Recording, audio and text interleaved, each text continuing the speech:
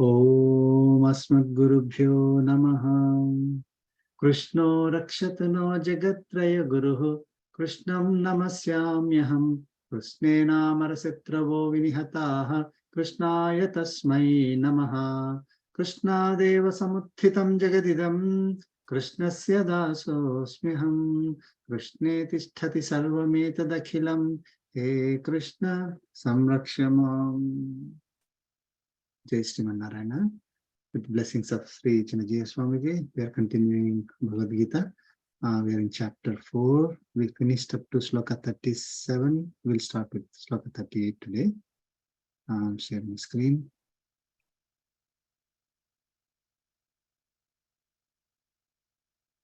Sloka 38.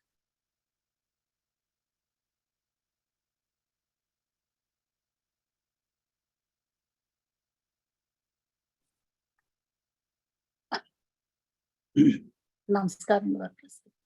You can see? Yes. Please chant. Nahi jnanena sadrusam. Nahi jnanena sadrusam Pavitramiha vidyate.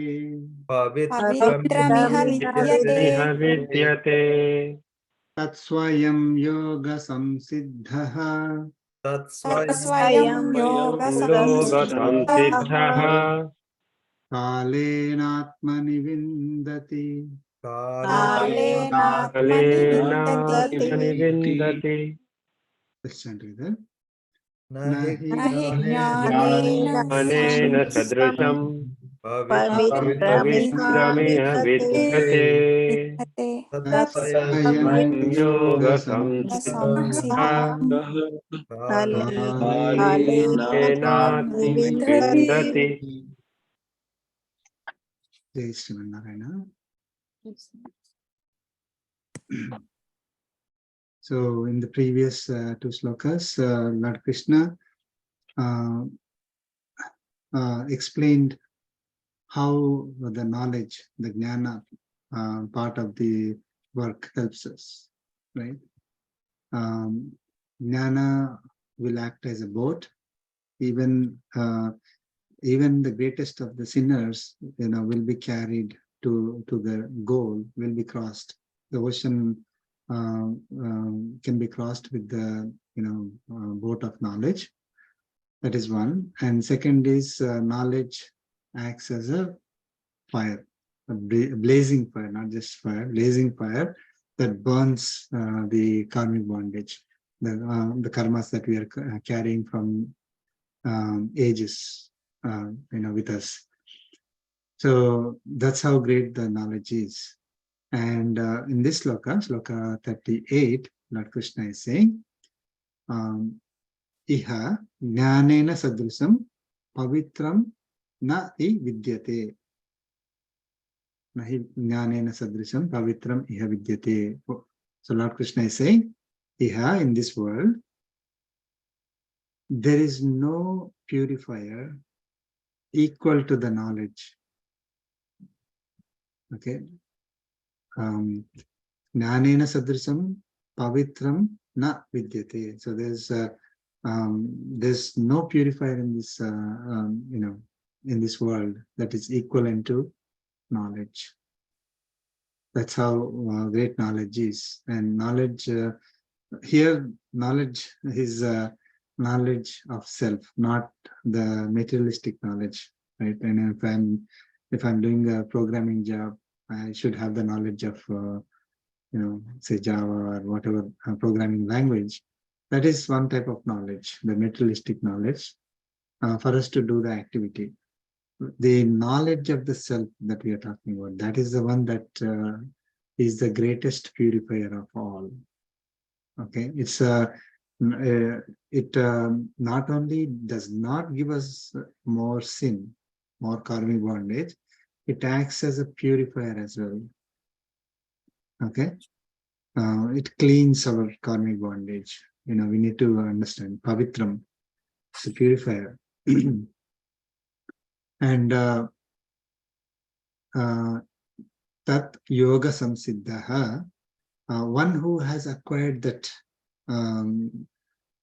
yoga samsiddha, the success in karma yoga, okay, or perfection in karma yoga, right? Yoga here is karma yoga, okay. So yoga samsiddha, with that knowledge, one who has acquired perfection in karma yoga, kalena atmani vindati, kalena atmani vindati, in due course of time, attains self, atmani vindati, swayam, of his own accord, own self, right? Tat swayam yoga samsiddha kalena atmani vindati. So if we have that knowledge, and with that knowledge we are able to practice and become perfect in karma yoga.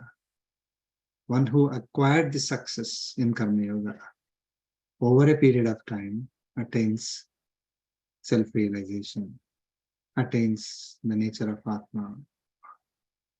Okay, on their own. Okay, so this own is something that gets elaborated later, right? So by themselves they will be able to acquire self-realization.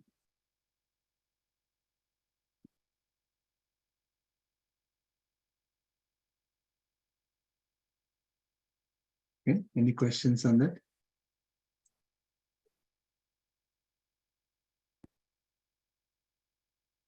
So basically, knowledge is the key component of our work, the knowledge of self with which we need to perform our activities. Okay, we need to have that foundation, basis, or background or support. With that support of that knowledge, we have to perform our activities. Then only that activity becomes karma yoga, right? So when we start practicing karma yoga and become perfect at it, then we acquire the knowledge, we acquire self-realization. Okay.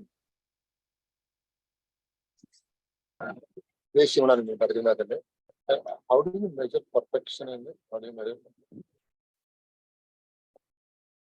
How do we measure perfection? It's a good question. I mean, there are certain principles that are given on how, what is karma yoga and what, when can we say we're practicing karma yoga, right? So if we are able to perform all our activities as karma yoga, then we are perfect, right? But if we are, like, see, how do you become perfect in driving? When do you say you are perfect in driving? I'll ask the question back to you. And now we don't do points. Yeah, that becomes second nature to you. Exactly. Perfect answer. So don't even feel like driving. I mean, you're driving, but you're following all principles without reminding yourself, oh, I have to look at the stop sign, I have to look at red light, I have to go and speed limit, I have to give the signal, I have to look backwards, on the sides when I should change the lanes. Once you become perfect, you do it naturally, right? And again, as a perfect driver, you don't make any mistakes or accidents.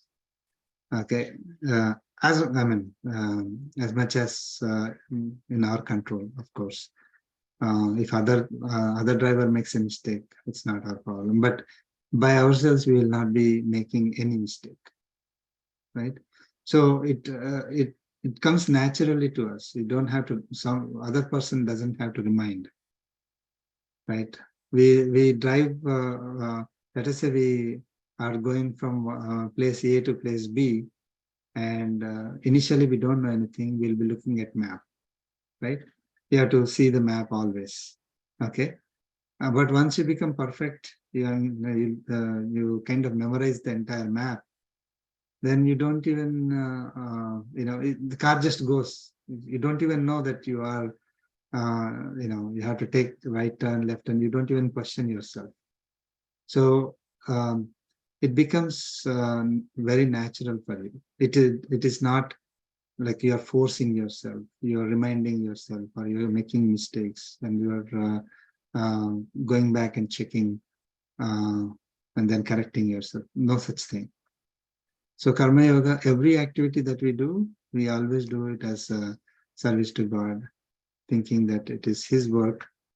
I'm doing as an instrument. I'm an instrument in His hands, and I'm doing His work. The result belongs to Him. I'm doing it as nishkama karma without having any expectations, and I'm not affected by the results. I will take the results and enjoy them as blessings of Paramatma, no matter what the results are. Not agitated, not overjoyed by the results, right? So all this, I mean, we have gone through several of them, and again in future it will come. So when every activity becomes like that, irrespective of whether we're doing brushing the teeth or cooking food or doing the job or doing our job, taking care of family or taking care of ourselves or any activity. So everything becomes His activities I am doing with His support. He is always supporting me. It is His work He's doing using me.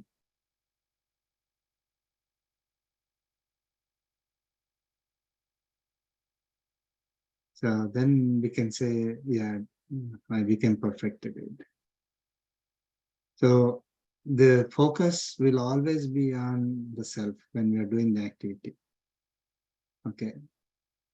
So in a way, if you call that as selfish, you have to be selfish in that way, right? When whatever we say as selfish, as I want to acquire more, I want to, everything should belong to me, as with that attitude that we do in the normal materialistic world, we call people as selfish.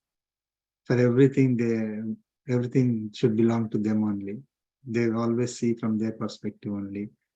So they're looking at body, unfortunately. If you turn that to Atma, that selfish is actually better. Okay, so you're always focused on the self when you're doing the activity. So it doesn't matter what the materialistic result is. The only thing that you're looking forward to is service to Paramatma. And because it cleans our karmic bondage. We know that it cleans our karmic bondage. Karma Yoga cleans our karmic bondage. So we are interested in ourself.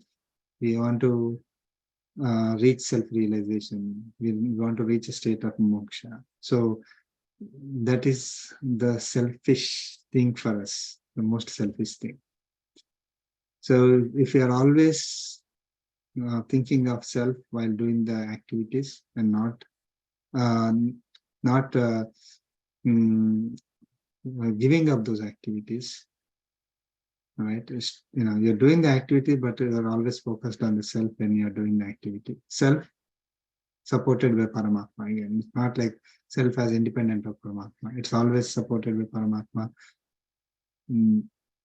So then it will be perfection.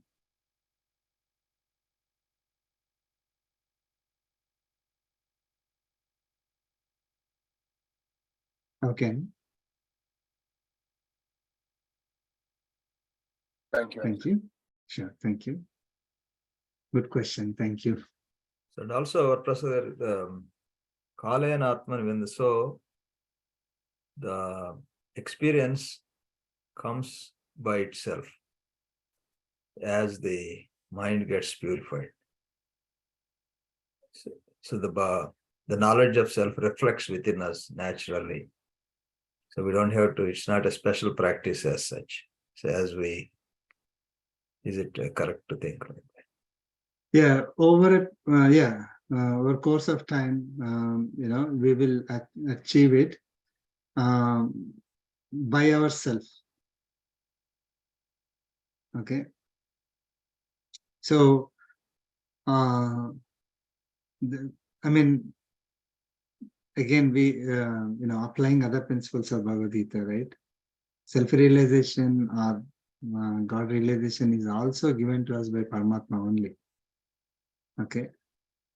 So it is not like our efforts will give me self-realization. Okay. So, but we have to do that. I mean, this will come later in 18th chapter, once we complete all. So, but here, so when we are doing it, imagine this is, our effort is involved here, like on our own, Acharya. It's not like somebody can give it to us. You have to practice. You have to do it.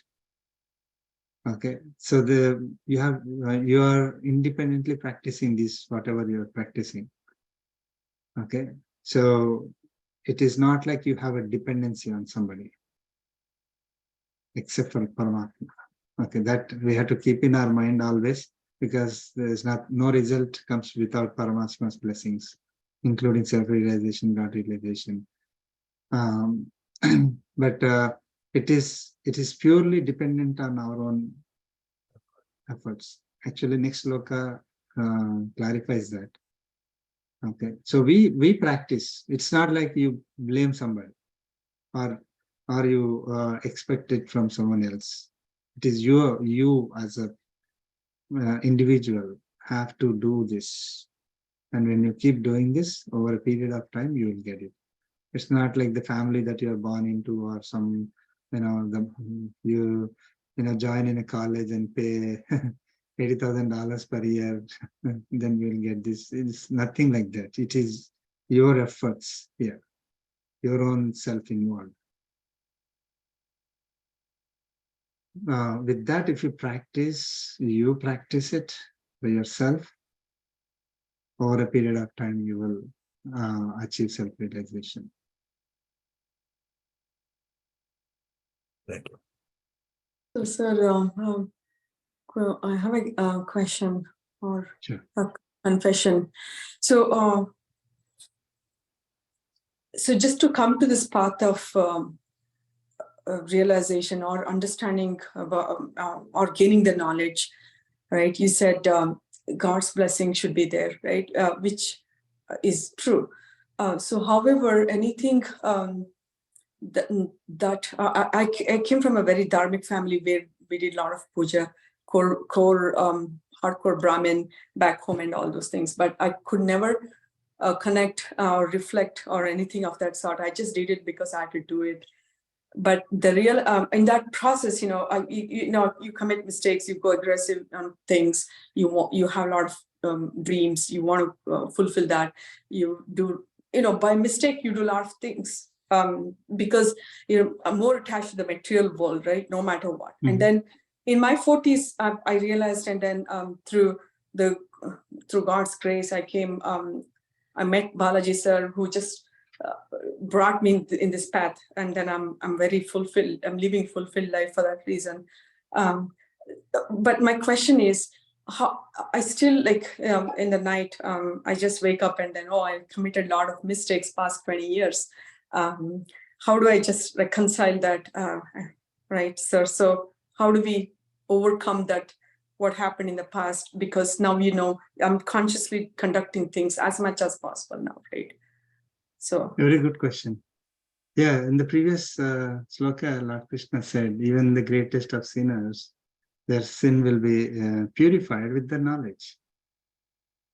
Okay, so I mean, I'm not saying you committed sins or something, but any karmic bondage that we have, we call that as sin, right? We are carrying that with us. Okay, so whatever karmic bondage that we are carrying, that is purified by the knowledge of Atma, with which we practice our activities. So we don't have to worry. Okay, so see, we have to experience whatever is the karma that is assigned to us. We have to experience. There's no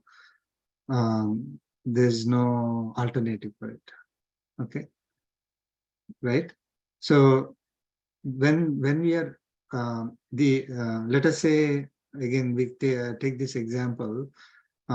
If when we go out, it is supposed to rain. That is the experience, let us say, we have to go through.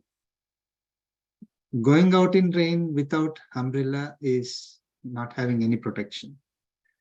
But when we are following this path, we are automatically under his protection. So in this example, we will have an umbrella with us.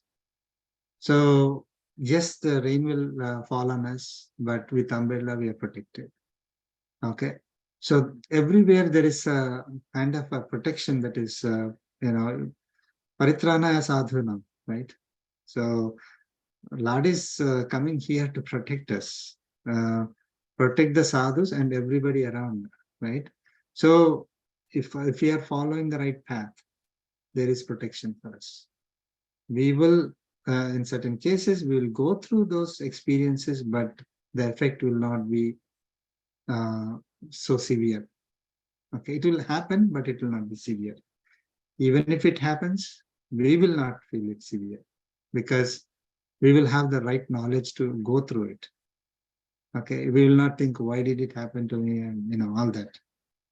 Okay, now then third is our knowledge acts as a purifier. So whatever karmic bondage that we have is getting purified when we are practicing this. So we may not even have that karma assigned to us. Again, what it says is that whatever karma that is assigned to in this life, we have to go through, irrespective of what we practice in this life.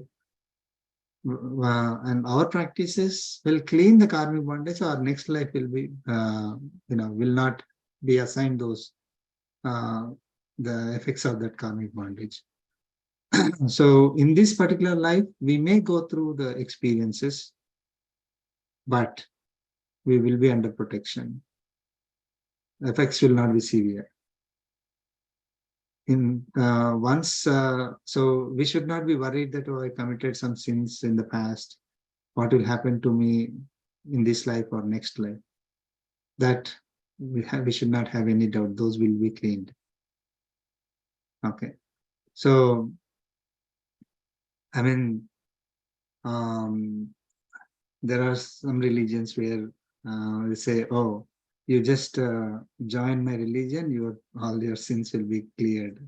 It's not like that. Okay, I don't want to take that names, but sins will be cleared, not just because you join something, right, and continue to do the same mistakes. It will be cleared if we follow the knowledge path. So path of karma yoga, once we are performing our actions as karma yoga with the support of the knowledge, recognizing Paramatma. When we do that, then our sins will be cleared. So we don't have to worry. So it is not like we can't do anything to whatever we have done in the past. We can definitely do something to get rid of it. And Lord Krishna clearly said here, our actions are just, again, this is where slight difference is, that if I perform karma yoga by myself, the sins will be cleared. No, the sins will be cleared by Paramatma. But my practice of karma yoga will enable, basically Paramatma will clear the karmic bondages when I am in this path of karma yoga. Okay. So since Paramatma does not have any bias, okay, if I am performing karma yoga, my sins will be cleared. That's what Lord Krishna is saying here in these slokas, without taking his name, saying that by your own activities, when you practice karma yoga, your sins will be cleared. All that, with to a layman, it will look like I don't need Paramatma anymore. But if you truly understand Bhagavad Gita, we will understand that even the sins are getting cleared because of Paramatma only. But it is necessary for me to do the actions as karma yoga. but it is not sufficient condition. Like mathematics, if somebody knows mathematics, there's necessary condition, sufficient condition. Necessary is you have to practice karma yoga, but sufficient, it's not sufficient.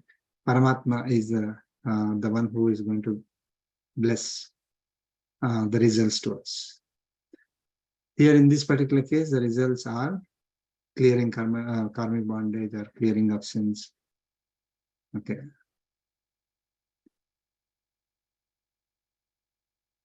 Okay. Thank you. Good question. We'll move on to sloka 39. Yeah, go ahead. Sorry. Yeah, this 38 sloka, right? The literal or implied meaning that you just explained. So jnanam is the ultimate thing, and with that jnanam, one who performs karma yoga will attain self-realization, right? Yes. So, like just now Balaji Garu explained also, like one will realize in himself or herself. Does it mean, I mean, I don't see any alternative, like one has to feel or experience this self-realization. I thought that's the only way, it's only experience. So did I understand wrong? Like, is it saying there is another alternative way that, my question is, what does it mean by saying he will attain him in himself, in him, meaning? Not in him. Uh-huh. So they will attain self-realization. Oh, Atmani, you're saying, right? In Atma. That's not, I mean, I don't know if that was the meaning that was given somewhere else. They will attain self-realization by on their own accord. Okay. They will get the knowledge of self. Okay, one second. What is the Yeah. See, so Atmani Vindati is attains self. Attains nature of Atma. I mean, see, you need to have knowledge of self at the beginning itself, right? So that's what is the knowledge that you're talking about. With that knowledge, you have to do karma yoga, or you will be able to do karma yoga only when you have the knowledge of self. Okay, so when you start practicing, that karma yoga over a period of time, you will become perfect. You attain success in karma yoga. That means you don't, again, as we were saying that, you become perfect in driving, that we understand very clearly. So in the same way, if I become perfect in karma yoga, I'll be doing activities as karma yoga without anybody telling me, without reminding myself and all that. Then I attain self-realization. Okay. Okay. So because I'm always focused on the self, right? So again, when we are performing activities also, I'm focused on self only. So I attain self-realization. Can we also say, in other words, like he'll find the happiness or whatever, like, within himself, not around, like, Yeah, that is also true. Okay. Yeah. So only they'll find happiness only in Atma, not outside. Yeah, that sloka is there, right? So yeah, that is true. That is also a state where you can say, yeah, I became perfect. I got self-realization. Right. So say someone who has $1 million in the bank, and then they lose the $1 million, and then they start crying that, oh, I lost $1 million. They were only looking at happiness through that $1 million, and when they lose $3 million, they start crying. Then they are not self-realized, right? So our happiness will not be driven by external factors. It's only driven by Atma only. Knowing the greatness of Atma.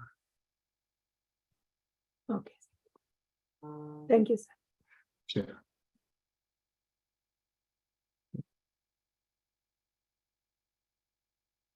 Sloka 39.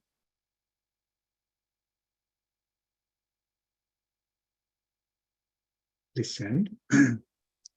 Shraddhavan labhate jnanam. Shraddhavan labhate jnanam. Tatparas samyatendriyah. Tatparas samyatendriyah. Yatendriyah Jnanam labdhva param shantim. Jnanam labdhva param param shantim Achirenadhigacchati. Achirenadhigacchati. Let's chant together. Shraddhavan Shraddhavan labhate jnanam Parasamyatendriyah Jnanam Jnanam labdhva labdhva param shantim Chirenadhigacchati. Okay.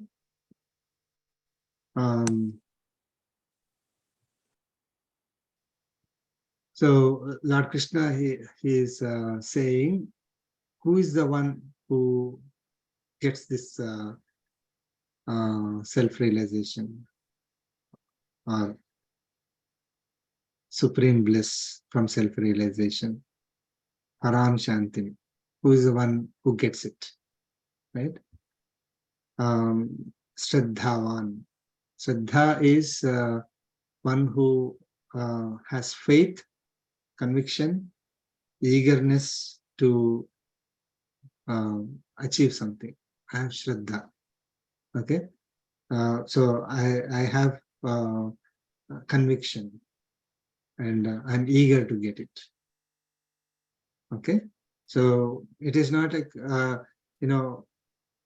I'm eager to get it, but don't have conviction, or I have conviction, I believe in it, I have faith in it, but okay, we'll see, after 20 years.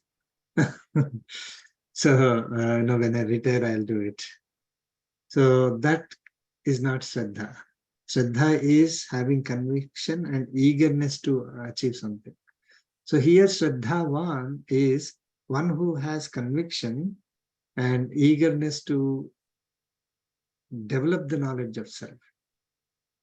Okay, so they acquired the knowledge.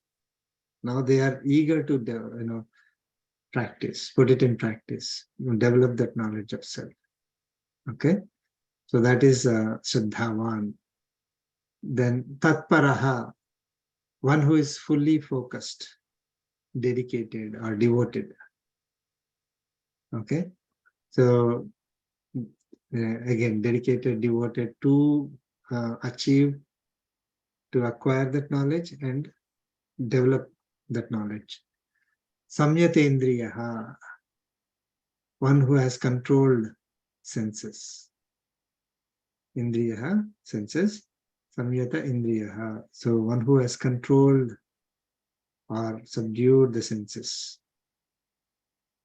For that person, jnanam labhate, obtains knowledge of self. So who gets the knowledge of self? This is a question, right? Now the one who is Shraddhavan, Tatparaha, Samyatendriyaha. Okay. So after getting the knowledge, what happens? Jnanam labdhva, having acquired that knowledge, param shantim achirenadhigacchati. Soon, achirena, soon, param shantim adhigacchati, attains supreme peace. Okay, or spiritual bliss, or supreme bliss, from self-realization.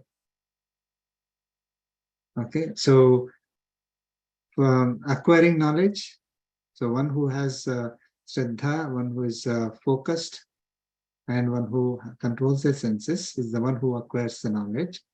After acquiring this knowledge, because they have Shraddha, they are doing the, they're developing on it, or they're practicing it. So they're always focused, right? So they're not, sometimes I will, focus on the self and do the activity, and other times I will not, right? That person will not be able to attain supreme bliss. But if I get the knowledge, I have conviction, I am eager to develop on it, I am focused to do the activities using that knowledge, focused on the self, and I control the senses. This is very important. A lot of times it comes, right? We always have to control our senses in order to achieve our goal. If we let the senses go wherever they want to go, then we will not be able to focus on ourselves, right? So control the senses, then we get the knowledge, and after getting the knowledge, we pretty soon we will be able to attain supreme bliss. So we need to focus on the self, not on the external matters. Okay, the senses should not be focused on external matters. What should I enjoy? What should I hate? So that is not our focus. When we experience the senses, I mean, we can't say, skin, shut down. You should not feel any cold or heat. We can't say that. We are going to experience that, right? But running after them is what we need to control. Okay, so we are not focused on running after the sensory pleasures. We keep our senses away from them. Okay, doesn't mean that they're shut down. They're active, right? Now, of course, to do our duties. And whatever experiences that we get because of the senses, we bear them. Okay, Titiksha, second chapter. So we bear whatever experiences that we get. We accept, bear or accept, or not disturbed by it, and then when we focus on developing the knowledge, performing the karma yoga, okay, using the knowledge that we got, then we get the supreme bliss. Got it? I have a question, Andy. Jai Sure. Srimanarayana. Yes. So we are talking about these desires and all those things. So everybody have those desires, but how to deviate when we have those? Example, like, okay, I want to eat something tasty and I can't stop eating that, right? Yeah. So how do we deviate when we have these kind of desires? Just an example I'm giving. It could be anything. Yeah. It's a big process, So basically, we are getting the desire to experience something because we do not have the knowledge, first of all, the knowledge of the self. So that's first and foremost, right? So how do you control your desires? Is you need to have the knowledge of the self. I mean, if I say that, knowledge of self is not there, you are like your body, for example, then it will be mad to not experience it, right? If I am body, I should enjoy it. Why are you asking me not to enjoy? Why are you asking me not to have desires? Right? That's the first question that comes. I mean, I'm born to enjoy. Right? If I'm body, I got this. I am body, and I am given these senses. I should enjoy to the maximum extent. I should have all the desires to do have those enjoyments. I should fulfill all those enjoyments, run after them. That is the purpose of life for me, if I am body, right? So if I have the knowledge, see, that's where the knowledge comes now.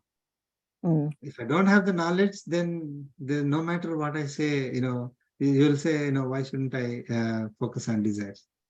Now, second, now we know the knowledge of the self. We are not body, we are self, right? Desires are our enemies, not friends. Okay, that is the knowledge we are getting. Desires will take us away from our goal.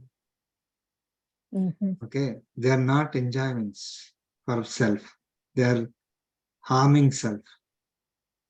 See, desire is enjoyment for the body, harmful for the self. Okay, so let us say, take the example of cigarettes. Classic example. Cigarettes are harmful for the body. If you really understand that, if someone really understands that, they will not drink cigarettes, they will not smoke, right? So, or any harmful behavior, we will not engage in. Till like in 1950s, 60s, I believe they used to advertise cigarettes as the greatest invention. Everybody should enjoy, including kids, unfortunately. So that time people didn't know. So they were thinking that it's an enjoyment without any cost for them, right? But later they realized that smoking is injurious to health. Then people stopped it. That knowledge made them people stop. Nobody wants to be hurt. So the problem is I have desires. If I don't know that it is harmful for me, they are my enemy, I'll continue to have desires. Okay. So what kind of desires we are talking about? The materialistic desires. Okay. Which are not making me focus on getting the knowledge, practicing the knowledge. I'm talking about those desires, not other things. So then the question will come, okay, what is a desire? I want to get promotion. Is that a desire or not? That is a question will come, right? Or I want to get good marks, good grades, get into good college, have a good family. I want to have good health. Is that a desire? Okay. Unfortunately, we combined everything into desires only. We called all of them as desires. That's what confuses people. I have a desire to go to a party and enjoy is equivalent to a desire. I want to do the best and get promotion. Unfortunately, both are seen as desires. And when I say, oh, the desires are your enemies, then immediately the point will come, oh, then I shouldn't aim for better. I should not have good health, or eat good food and, have good house. Are you saying that? No. The problem is in the definition of desire. We have to separate desires from goals. When we separate our desires from goals, then it becomes clear. I have a duty. Towards the duty, I have goals. Okay, I have certain goals. Without a goal, I don't work. I mean, again, this is from Swamiji lectures in US. Sri Swamiji is here giving lectures all over US.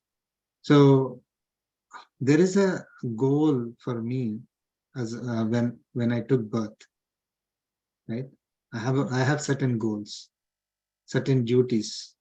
Each of the duty comes with certain goals. I need to do them. Those don't call them as desires because you're supposed to do. Like a student getting A grade is not a desire. It's a goal, right? you want to cook proper food, enjoy nice sattvic food. It's a goal that you have, right? Not a desire. But someone wants to smoke or drink or all that, enjoy in a party, and or go for gambling and all that. So those are all um, driven by the sensory pleasures, not related to duties, right? It's not a duty for somebody to smoke. Nobody has a duty like that. Okay, but they have a desire to smoke and they're doing that. I'm just giving that as an example. So we have to distinguish between duties and desires. I have to perform my duties. I can aspire to be the best in my duties. They are maybe calling it as desire, but that is not the desire that we want to live. We want to have them. But there are desires purely related to sensory pleasures, which are not corresponding to our duties. Those we have to treat them as harmful for us, because they will deviate us from our duties. So the other one, I want to do the best in whatever duty that I'm doing, will make me focused on the duty. It will not deviate me from that. But, right, so it is not harmful for me. When I'm not doing that, when I'm not doing my duty, okay, then immediately it is harmful for me. That not doing the duty is driven by the desire. That desire becomes my enemy. So you have to understand that these are injurious for us. Desires are injurious for, for our health of the self. Okay, so as like, whenever in the movies nowadays, whenever somebody smokes or drinks, they're putting caption in the bottom. So as soon as a desire comes to our mind, this is injurious for you, like that it should come. Yeah, Okay. recite that in mind to remember. Right. So I mean, it's very clear in Bhagavad Gita, kama and krodha, desires and anger are our enemies, eternal enemies. That's it. Okay, and we don't have enemies outside. We have enemies within. These are the two enemies that we have. Even krodha also derived from kama only, the desire only. So again, desire. If I need a car to do my duty, I want to buy a car. That is not the desire that we want to live, right? Because it is helpful for me to do my duty. Right. Right. So, but having $100,000 car or having 5 cars to enjoy, show off, there you are suddenly shifting towards enjoyment, materialistic pleasure. Whatever is necessary for doing your duty is not materialistic pleasure. Right. Once you cross that limit, it becomes materialistic pleasure and you run after it. Then that becomes your enemy. So if somebody has a, is really rich, for example, for that person, even $100,000 car is nothing, let us say. They can buy as long as their focus is not on the materialistic pleasures. They're seeing that $100,000 car as a duty for them to go to work. No problem, right? So they're not deviating from the duty. So does it mean it vary from person to person then? Yes. Necessary versus beyond necessary. Yeah. So again, the duties vary from person to person, right? Right. So if it is my assigned duty, I need to do the duty. I need to be best in it. Arjuna should be the best archer. He has a desire to become best archer in the world. No, there's no issue, right? But Arjuna should not say, I want to become a best preacher in the world. Right? Yep. So then he's leaving his duty and doing something else. And why is he doing? Now the question is, why is he doing that? He's doing it out of considering body. Typically, that's what it is, right? Considering body and materialistic pleasures, it's making me shift towards something else. That is, then our focus is always on body. I'm running after bodily pleasures. Then my focus is not on the self. When I'm doing my duty, my focus should be on self. Unfortunately, a lot of people don't even have that knowledge. It will come later again. And then, so we are all doing our duties, and we have desires in those duties for, again, bodily benefit only. We are not going, into all materialistic pleasures and all that. Still, unfortunately, our focus is still on body. For that person also, knowledge will not come, and unfortunately, they will not attain supreme peace. So we need to have the knowledge. We need to have Shraddha. Okay. With Shraddha, we need to acquire the knowledge and be eager to develop on it. And then having focus, devotion towards it. Okay. Not losing focus. Continuously working on it. Okay. Then, and our senses try to pull us away when we are trying to do that. So Lord Krishna said, control senses. So these are the three things are needed to get knowledge and develop on it. So it all comes with practice and self-realization, basically. Yes. Okay. I mean, you will reach a state of self-realization as an end state, right? But you need to have the knowledge of the self.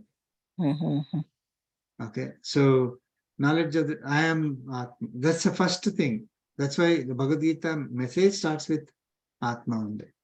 Doesn't talk about all the other things. Like Arjuna, you have to fight and all that. It started with basically it's a ground up. So first thing is knowing about Atma. Then know about Prakriti, know about Paramatma. These are the three realities. Okay. And the interaction between them. Why am I bound by Prakriti? Who can take me out of it? What should I do? What is my goal? And what are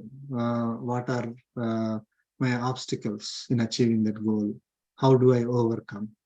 These are the 5 things. If we know, then everything else will become clear. Whether you gain or lose something, you are able to understand it properly. So if it is a desire, the desire is taking you away from your goal of self-realization, God realization. That desire is your enemy. You should not have it. If your desire is, I want to attend Bhagavad Gita session, I want to know more about myself, I want to understand how to practice this knowledge, I want to have a goal to be best in my duties. What are my duties that I'm born with? How can I do them? That, if you're calling them as desires, they are good. So dharmic desires is what we call about. Dharmic dharma, the desires based on dharma are good. Anything else is not good. And since if you call that as a desire, it's confusing. So I'm trying to separate them by saying one is a goal, another one is desire. Right. Thanks, Andy. Sure. Thank you. We'll move on to sloka 40. Okay, I'll share my screen.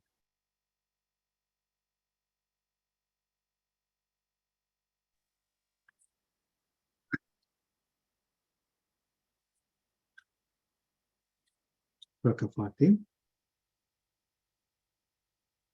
Agnyascha Shraddhadhanascha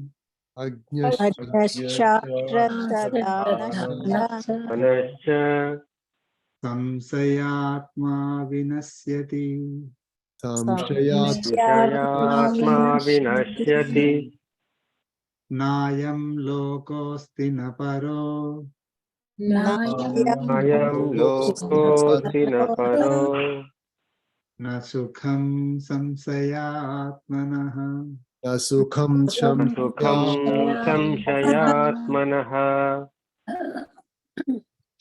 Agnyascha Shraddhadhanascha Tadhanascha Samshayatma Vinashyati Ayam Lokosti Naparo Nasukham Samshayatmanaha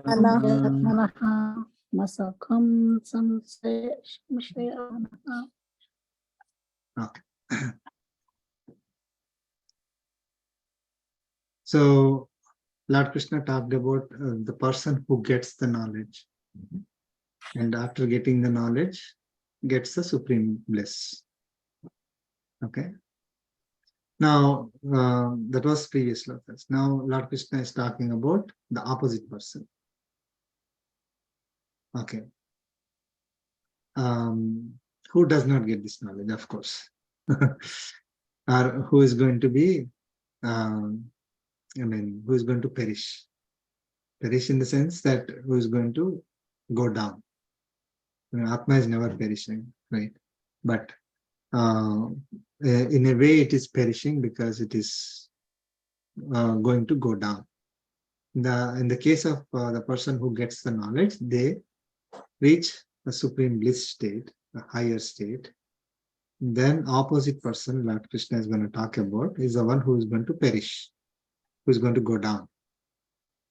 Okay, who are those? Agnya. Agnya is ignorant.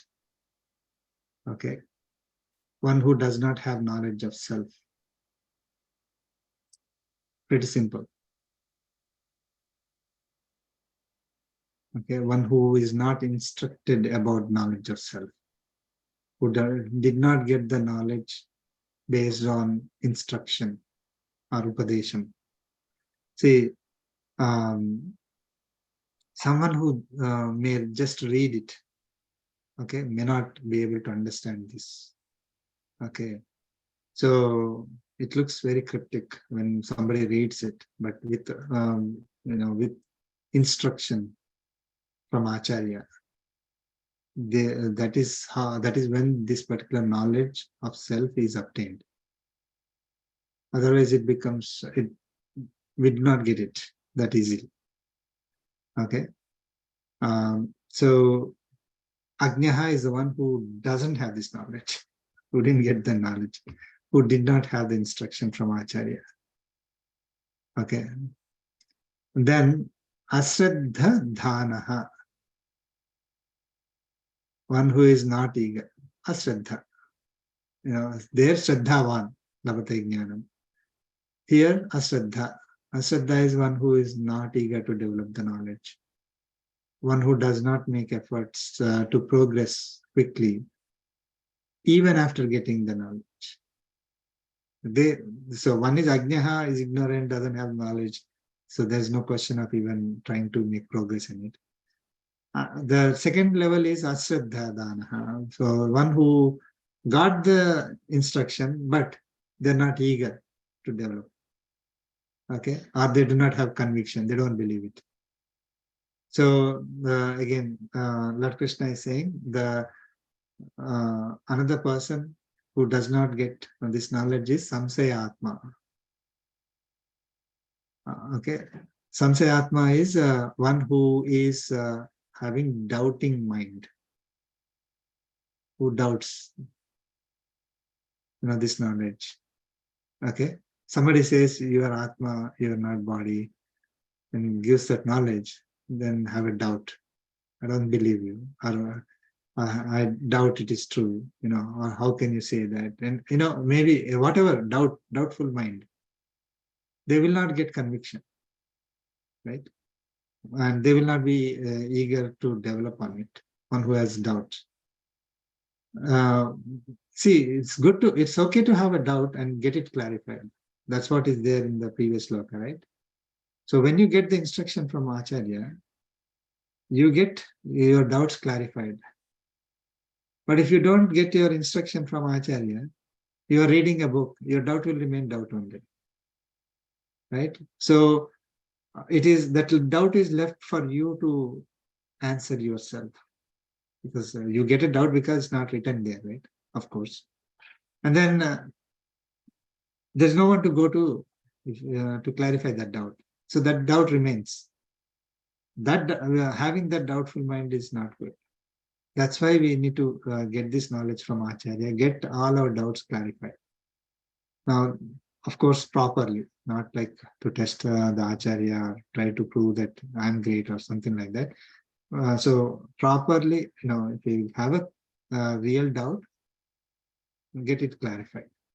Then we get the knowledge properly. But these people, they are having doubtful mind. Okay. So all these three will perish. Vinasyati, they perish. Okay. For such people, so Ajnaha, Asraddhanaha, Samsayatma, for these people, okay, they perish. Okay. For them, na ayam lokaha asti, na paraha asti. Na ayam lokaha, this world, asti. This world is not there. I mean, that's literal meaning. Literal meaning is there is neither this world, na paraha, nor the higher worlds. Okay. And na sukham, samsayatmanaha. For these doubtful mind people, okay, those who have the doubts, okay, for such people, na sukham, there is no happiness. There is no true happiness, basically. So basically, they perish. Okay.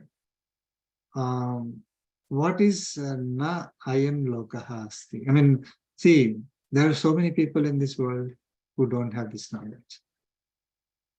How can you say that this world is not there for them? Anyone? They won't reach a higher state. That's what I think. They will never reach a higher state. Right? They'll live, but they'll have a cycle, right? Birth and death cycle. Chakram. Go through the cycle of births and deaths and go to samsara chakram, right? But they'll never reach a state of moksha. Yeah. They keep adding karmic bondage. That's another way. Yes.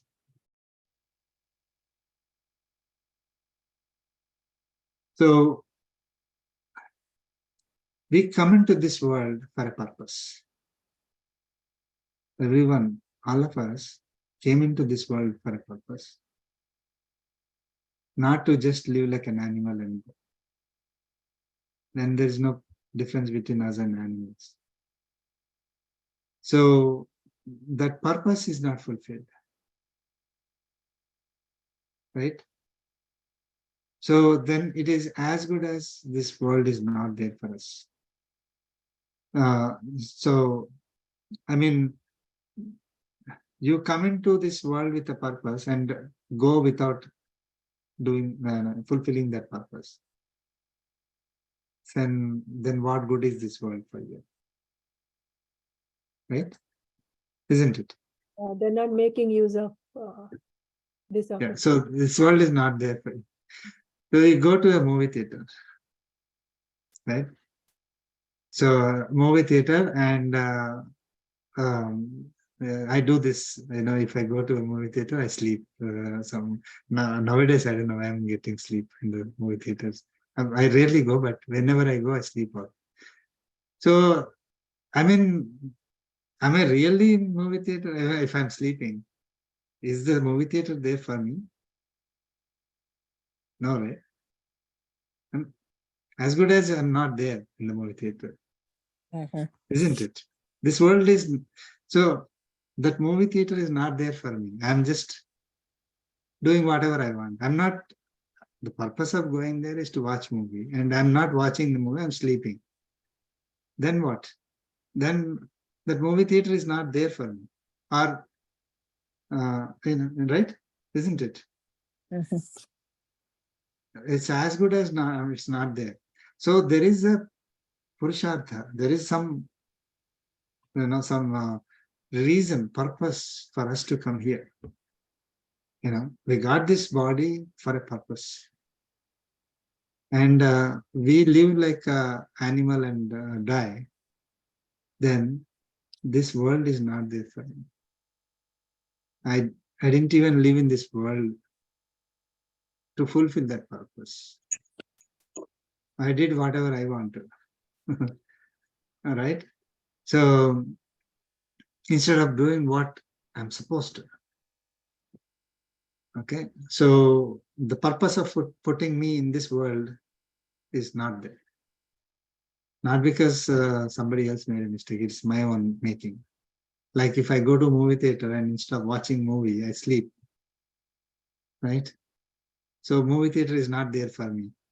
It's not theater's problem or movie problem. It is my problem. I sleep. Right? So that purpose is not resolved. So it is as good as it's not there. When even this world is not there, how can you think of higher worlds? I mean, so only when you are like somebody says you can't even see one movie, how can you see 10 movies?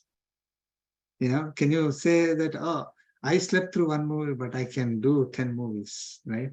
It doesn't make sense. Or I cannot even watch 15 minutes of a movie, but I say, oh, I can take 3 hour movie, I can watch 3 hours of movie. Doesn't make sense, right? So if this world, when I'm taking birth, when I'm given birth to fulfill a purpose, I don't know the purpose. I don't know why I'm living. I just live live and go. Then there's no purpose. There's no point in putting me in this world. I mean, this world is not there for me. Now, when this simple world is not there for me and I cannot make use of this world, then how can I aspire to get higher world? That world is also not there. I mean, I don't want to be controversial, right? I don't want to criticize parents as well, right? But when you're born, the purpose, I mean, how do you get that, right? I think right from childhood, and again, like I said, right? I mean, a sincere apologist to my parents, all the parents, right? And where do you learn this? And that's right. I mean, right? I mean, I know, I think some of us are very fortunate that we were able to learn this, at least start the journey, at least when we are 40, 50, whatever age, right? But 90% of them, we get that from our childhood and right from our ancestors, and right, I think it's not that they're guiding the wrong direction, but the purpose, right? I think I don't think any of us knew this, right? I mean, until probably last year, 2 years back, we started this journey, right, to an external learning, right? And again, that's where probably I think I struggle. The 99% of the other population who doesn't know the purpose. Is it their fault, or I don't know, right? I mean it's not for me to judge, but I think. Is it because we were not taught from childhood, right? I mean, the goal is, okay, go to school, get good grades, good ranks. But what is the purpose of life? That right direction, study well, and right, I think you need to. We were not taught like what is the purpose of life, I think. Yeah, that's true. But can I comment one thing? Unfortunate thing. Yeah, go ahead. I mean, what Badrigar said, right? Maybe to some extent, maybe true that, even parents, if they inspire you from the beginning, yes, you get, but that may not be the case with everybody. Take my personal life, right? My parents, me and my brother, 2 children. they know everything like spiritual, but still, in this busy world, or we are middle class family in this struggle, probably they didn't introduce both of us to this. But yes, these rituals they've been doing, we know that those things. But me and my brother, if you take, right, he's been spiritual since childhood. So they raised us in the same way, introducing whatever it is. So to some extent, I believe that, it's from Purvajanma also, Sukritam. Children are born with that thing gifted. Even I may be sattvic to some extent, that's why it arose now, like, when I was introduced to you and Balaji Garu. So we are walking in this. So yes, I agree with what Badarika said, like parents, yes, it also helps. It definitely helps if they introduce or bring the children in that way. But yeah, in some children, it's not necessary. Some are basically, they are like, born with those talents and gifts. Yeah.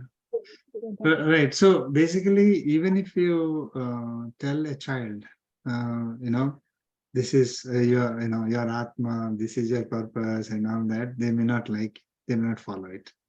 Some may follow it. So again, Bhagavad Gita has, answers to most of our questions, or almost all our questions. We just have to apply. So it is a journey. It is a journey for Atma. Okay, it does not start or end with one life, one body. So once we start this journey, we are on the path towards self-realization. We will be given births where we continue the journey. We are given the opportunity to continue the journey. Again, it's not like we will be forced to. Like it's not like Lord Krishna is biased and chooses one child of parent to follow Bhagavad Gita principle, the other child don't follow the Bhagavad Gita. He doesn't say that. So it is an opportunity that is given to every individual. All of us, irrespective of where we are born, how we are born and all that, we all have opportunity at one point or the other. For some people, it comes easily, like from birth itself, because they are born to, say, into a system where they are taught from day one, or where they can go and see Sri Swamiji, and from very young age. For them, the opportunity is higher, right? For some, they have to really struggle to find that because of the Purva Janma, the karmic bondages that they are carrying and the gunas they are carrying. So it becomes a struggle for some people, but it comes naturally or easily for some people because everybody is in a different journey. So, you're born, you're given a ticket to, and then you can enjoy whatever show that you want. But somebody has to make an earning and all that, and then they can buy the ticket to enjoy. So, but all of us have opportunity. There's no doubt about it. And it is our choice, right? So even a child has to make a choice. As adults, we have to make a choice. Fortunately, again, with Acharya's blessings, that's where Acharya's blessings are most important, right? Even if I am willing to, I want to learn, but if I don't have proper Acharya's blessings, then I will be left on my own, will be going around and around. So Acharya's blessings is very important. So given an opportunity, again, those who are listening to this, they have to, if they're interested, they have to approach an Acharya. Okay, because the knowledge can be obtained only through an Acharya. So once, they surrender to Acharya, I want to get this knowledge, I want to practice it, please teach me.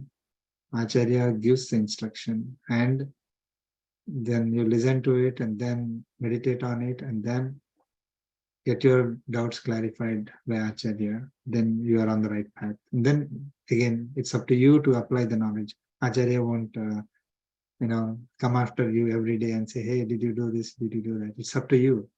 It's up to us to practice. And then we will be on the path. This is a hard path, which is not easy. Again, it looks, because some of these we cannot see. Like, I can get materialistic pleasure and experience it immediately. And I get self-realization, I get the supreme bliss. How do I experience it? I mean, you can't. So if I memorize the entire Bhagavad Gita and start practicing principles, we don't, I mean, if you try to compare it with, enjoying in a party or enjoying materialistic pleasures, you can't compare them, right? I mean, that means we are still not there. Those who are, who really enjoy this knowledge and practice of this knowledge, they are at much higher state of bliss compared to those who are trying to enjoy materialistic pleasures. But till we achieve that state, it seems illogical, right? So you are getting happiness when you are not doing anything, anything, to satisfy your senses. But once we go through it, once we practice, that enjoyment will be 100 times, 1,000 times.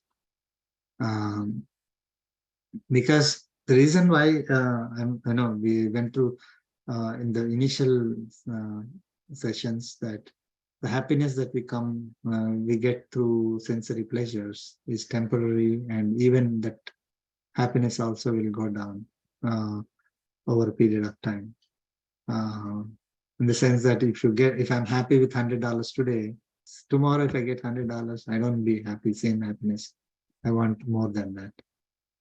So we gave several things like that. So happiness based on sensory pleasures only leads to miseries, does not lead to happiness.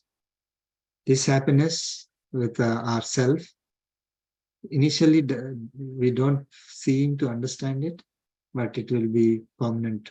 It will be supreme bliss. Nobody can take it away from us. And that's very true. And I think nowadays, even if I go to party, I can't stay for more than half or 45 minutes, right? After that, I'm said, why am I here kind of a thing, right? I think I feel that way. I mean, I don't know good or bad, but yeah, I think that's right. 2 years back, it's completely different, right? I want to enjoy, stay there for 2-3 hours and eat food and do other things, right? but nowadays, it's kind of slowly turning other way around, right? Okay. But at the same time, discussing something, yesterday I was talking to Balaji Gaur on some Vedanta, and I want to spend more time on those things, right? But still need to do work as well, right? But I don't think I can get up on work. But yeah, I think that gives us, at least, I'm sure all of us, right? I think a lot more happiness than what I used to enjoy, what I called a so-called happiness, right? I think that's right. But you're you're not dependent on others in the party. For example, I will be happy only in a party, have so many dependencies, so many constraints. A lot of things has to come. Right. But I am happy by myself. You'll be happy by yourself no matter what. You're not dependent on anybody. But the doctors say you have to be social, you have to be with friends. So it's conflicting. No, but I think Shyam can tell us, right? When I meet Shyam, that's what we talk in the train as well, right? That's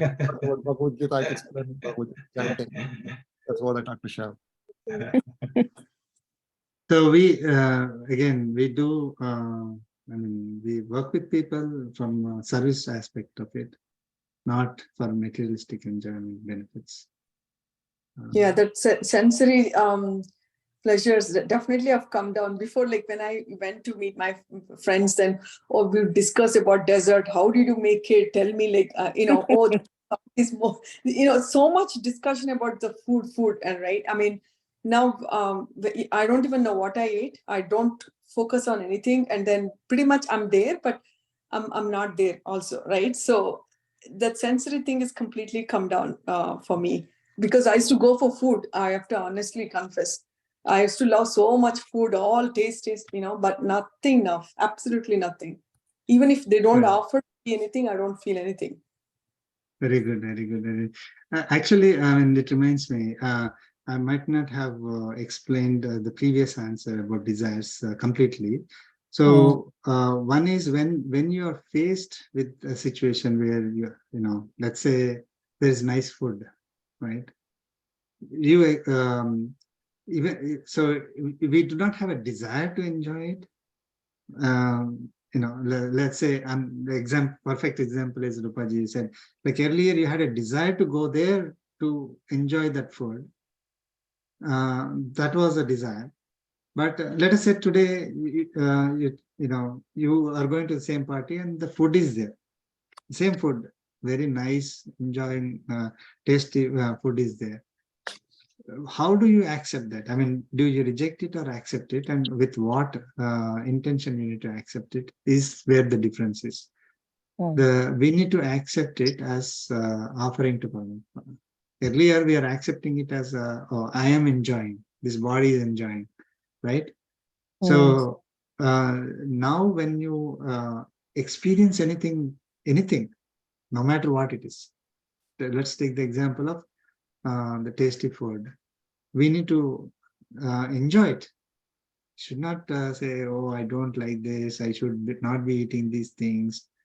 It's against my policies. It's not like that. You enjoy it because Paramatma is there within you. You offer it to him, right? Okay, you don't run after it. Okay, it is not making you run after, but when you are experiencing, see, yadricha lava santushta. I mean, whatever is incidentally happening to you, it is nice food, good, happy, very happy, because Paramatma, you're offering it to Paramatma, very nice food. Food is not there, some small, item is there, no problem, you're offering the same thing to Paramatma. Because there is nothing little or more to Paramatma. Even you can offer a little bit, he's happy. So you will not feel like, oh, these people didn't feed me properly. Those feelings will all go away. Or you will not go to the next time the party happens. You will not run after it and last time I ate good food. Now this time I have to go there. That won't be there. Whatever happens, whatever is your experience, you won't reject it.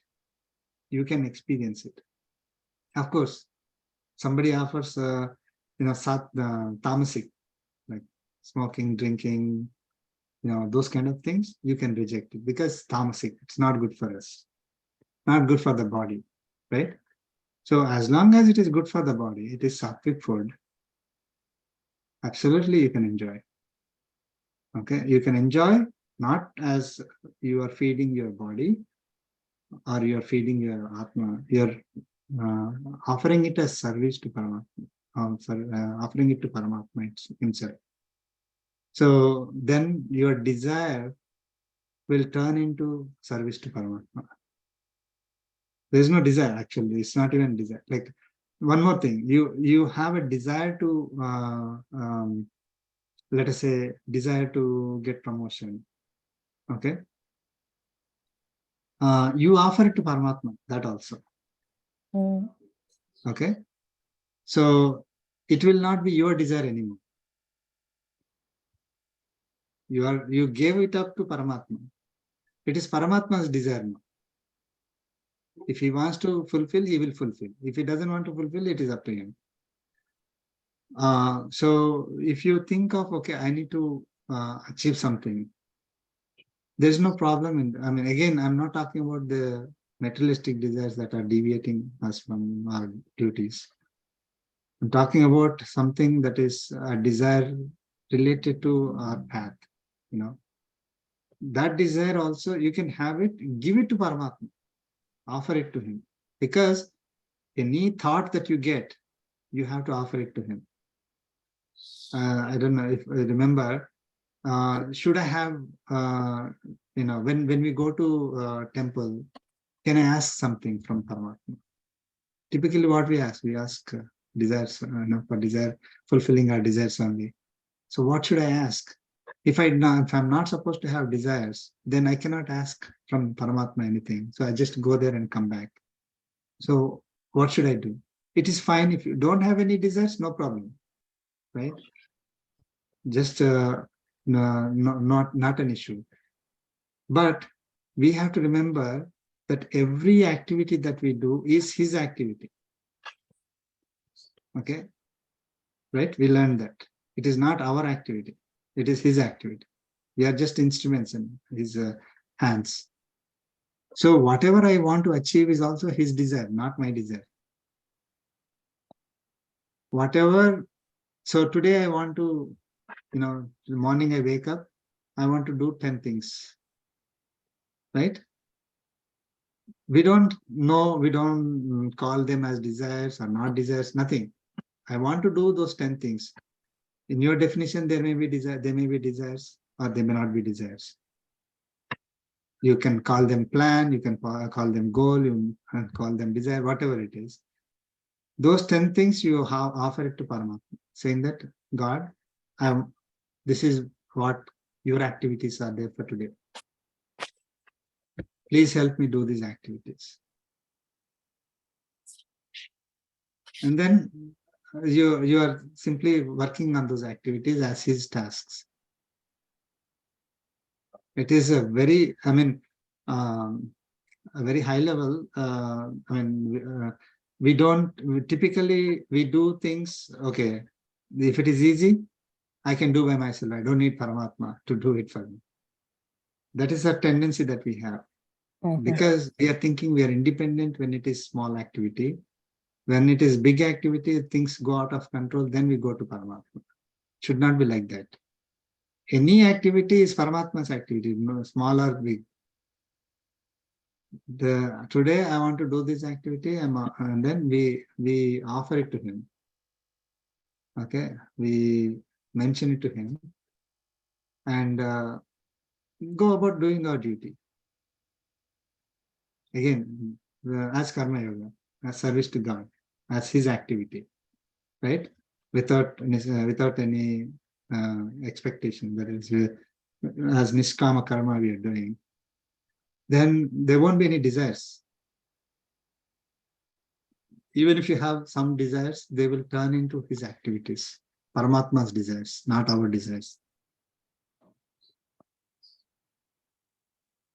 Asking for a good health is also desire, Andy.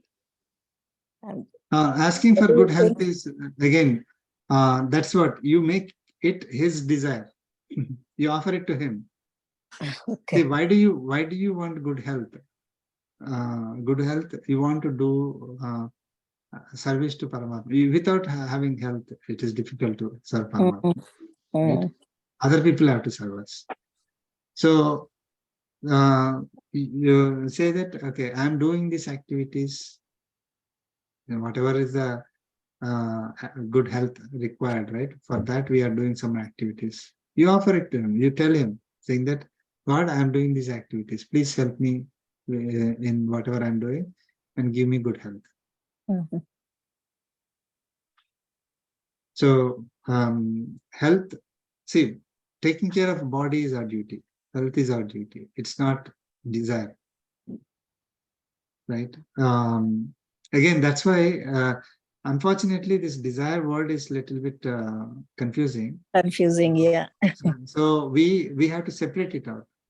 Duties, goals, and desires as two separate activities. Then it becomes clear, right? Our duty, taking care of our self, taking care of body, taking care of family, society. These are all duties, and they have goals, right? So, and we have to strive for them. We offer it to Paramatma, do it as his activities. Everything else is desire. Thank you. Sorry, we ran over. Good questions. Thank you so much. Okay. Okay, we'll conclude the concluding prayer.